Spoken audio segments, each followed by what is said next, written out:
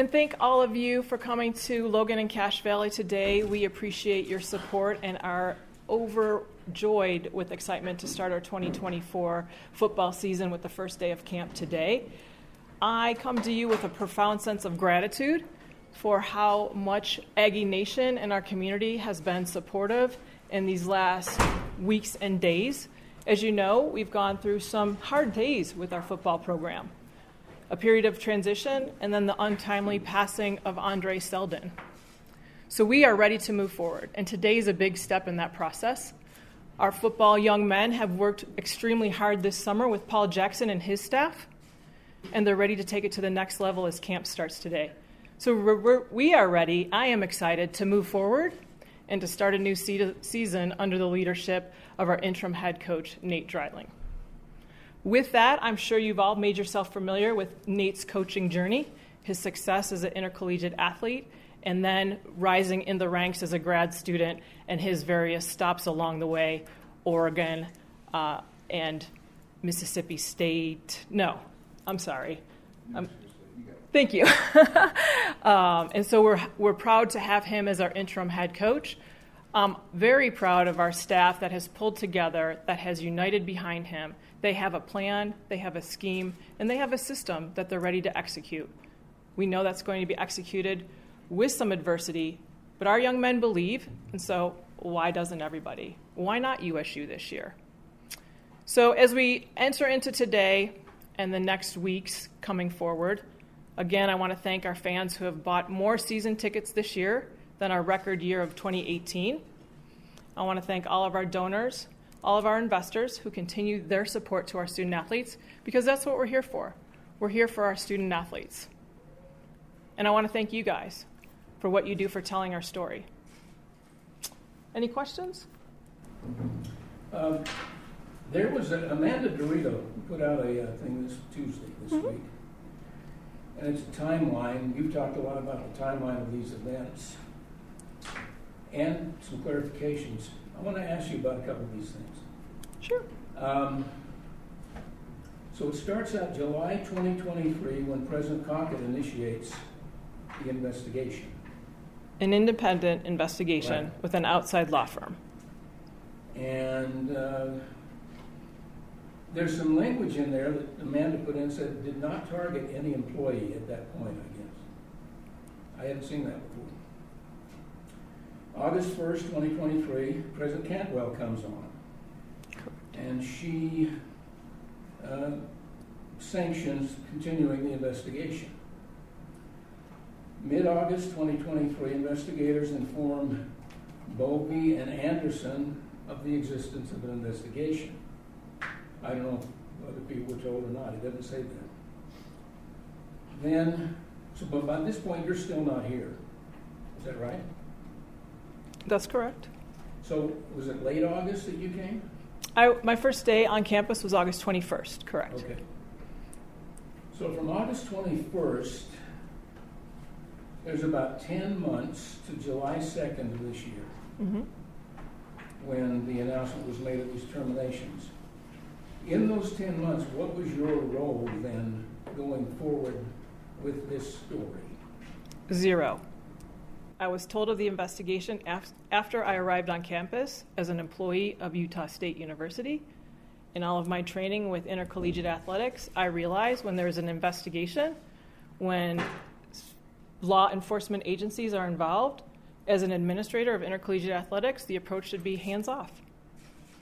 I didn't receive updates. I did not know who was being interviewed, and I was made aware of the findings when they were presented to the university president and administration.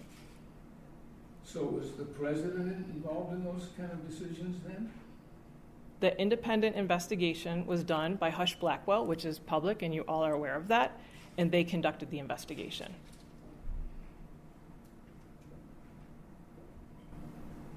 So were you notified of the decision at the same time as the president, would you say? We were notified of their findings, correct. Oh, the findings of the investigation. Then, correct. Then is the process then decisions to be made about what to do about it? Yes, that's right. And were you involved in that? Correct. I was involved in that. With the president? With the president, with the board of trustees, and with advisement from external counsel. As you all know, the Department of Justice has lived on this campus since 2020 because of crimes within the football program. The Department of Justice has renewed that relationship with Utah State for an additional year because there has not been improvement in the culture of the football program. So I'm looking very much forward to changing that culture and to having improvements in our young men, both on the field, both academically and within the community. When the findings were presented to you all, decisions would then start to be made. What period of time would it have been from the start of the decisions on the findings to the announcement on July 2nd? It was a comprehensive review of the findings with global involvement, and I do not know the exact day count of that. Weeks? I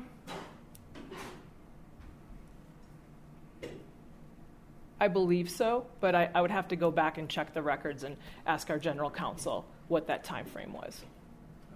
It was extensive. These were hard decisions. These were people who made bad choices and bad decisions. They're not bad people.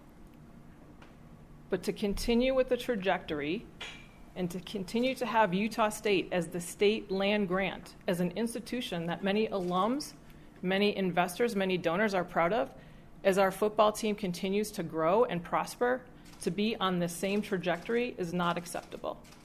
We did what was right. We stand by the findings of this independent investigation, and we must move forward. We must get to a point where we are talking about the achievements of these young men and women in our athletics department, that we are talking about the achievements of the great research that happens on campus, that athletics is not the focal point, but is rather a pride point as we move forward. And one other thing, is there in your mind a need to respond to this letter signed by athletes that came out? No, that's a freedom of speech. I believe in supporting who you believe that you want to support as individuals. That's your independent choice, and those people should have that right. That's the same reason why we're respecting the right of the individuals that are involved in these employment actions. We're making sure that we follow university policy and procedure.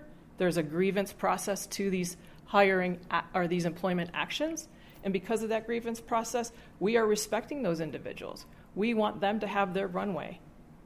So we will honor that, and we will not put out additional information and additional facts until that time expires and until they have their due process, because that's important, and they deserve that. What else?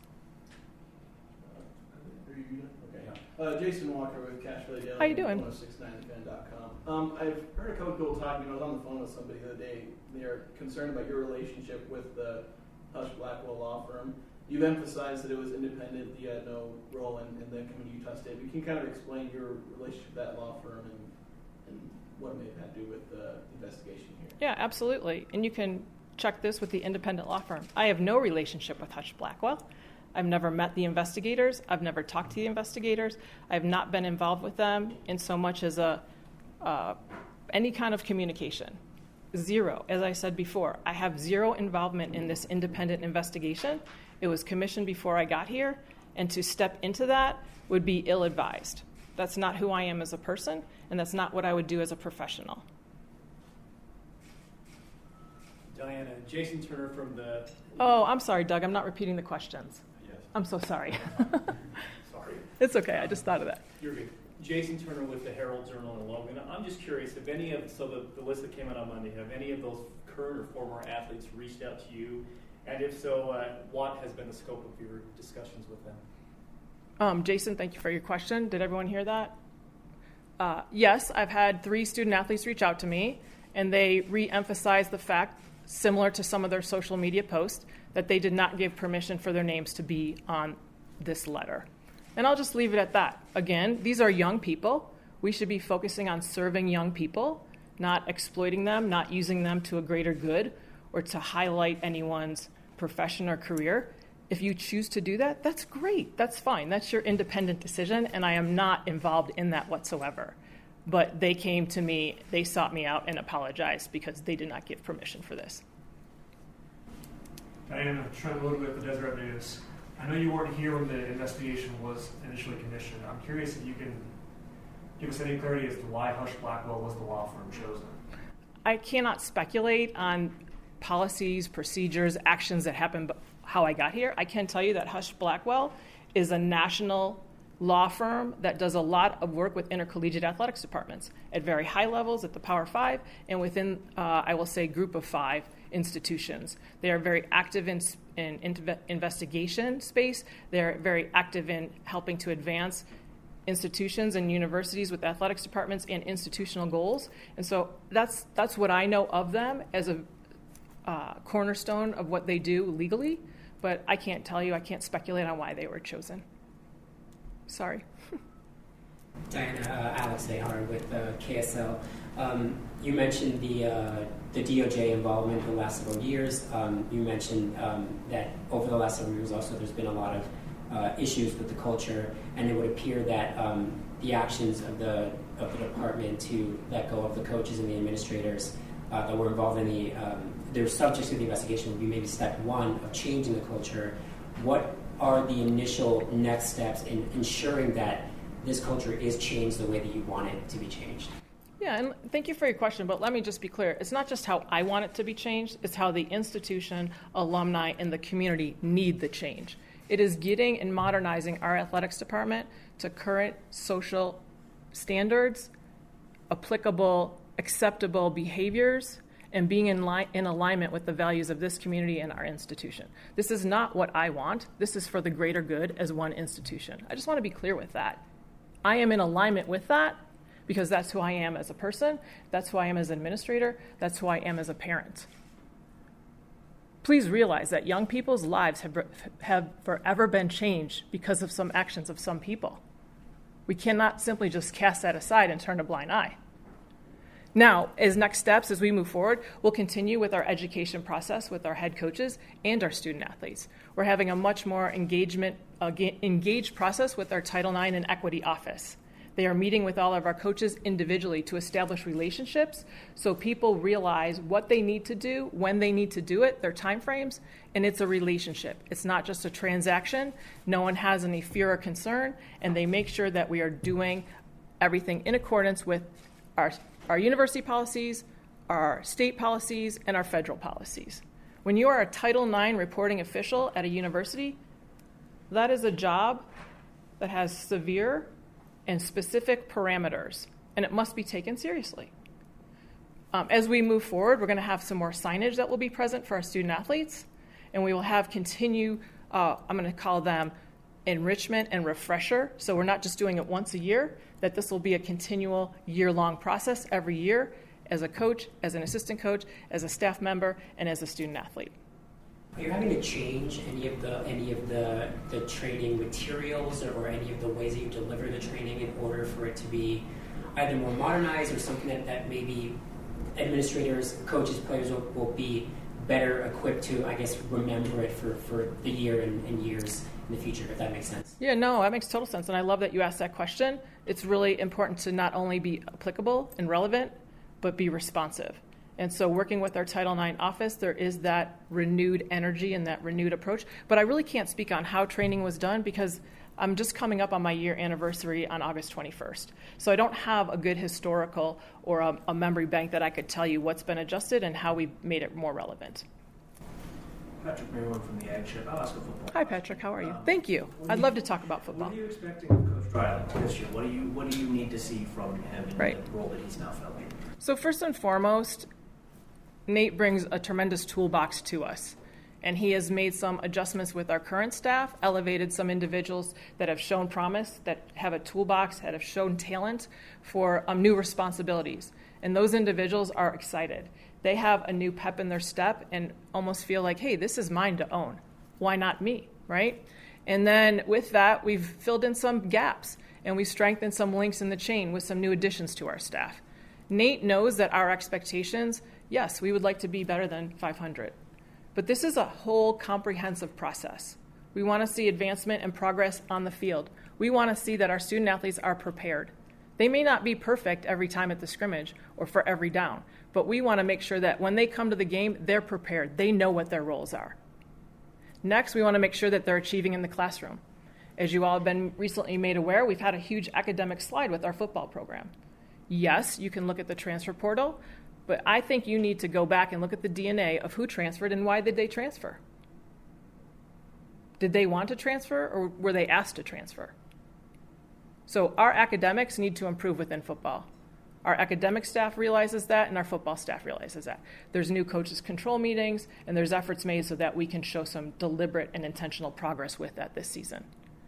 And then third, there's a community component. We have to be good citizens in our community.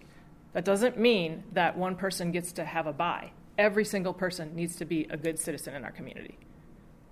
I want our student athletes to be as accountable as our coaching staff. I spoke to several of our football players last night because I want to be accountable to them. If they have questions, I'm here to answer them for them. We all have to march to the same beat.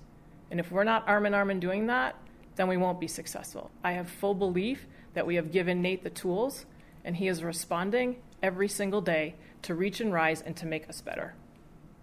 This is kind of a follow-up to that, but what would it take for Nate to have the interim tackle moved? A really successful season. Any specific with that or no? No, I think that's good right now. I mean, today's the first day of camp. And I don't want to tell you something that's unrealistic. I think every person, as you work together as a team, you figure out what's the reality and what are the expectations. And how do we work together to achieve that? We're going to work together every single day to achieve that. Communication is going to be key. Trust is going to be key. Having those young men respond, come to the facility, every day is not going to be easy. It's going to be hard. But having them respond, having them eager to get better and push each other, be a brotherhood, love the person to the left and thank the person to the right, that's going to be a successful team. You guys have covered sports long enough. You know a player-led team is the most successful team. We have proven veterans, proven new leadership. We have a lot of talent down there, and they can't wait to get after it. I promise you that. They are ready to go. Of course, we need some fine-tuning, a little bit more work, but they're going to be ready. To keep on schedule, one last question for Diana to stay on You schedule. mentioned the academic slippage, Yeah. and then you said something about the academic staff. Mm-hmm. So there's an academic staff and there's a football staff. Correct. Who's more responsible for the slippage? No, it's a partnership. Let me be clear. This is a partnership. Our football student athletes work with their position coaches every single day, and our head coach and our football staff.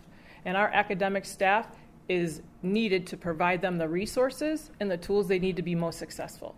Whether that's a tutor, whether that's an academic advisor, whether that's an academic mentor, we have those capacities to provide to our student athletes. And we need to make sure that we are working arm in arm, step by step, that if we have a student athlete at risk, that we are giving them extra services so that they can be most successful. Thanks. Appreciate you guys. Let's talk about some football.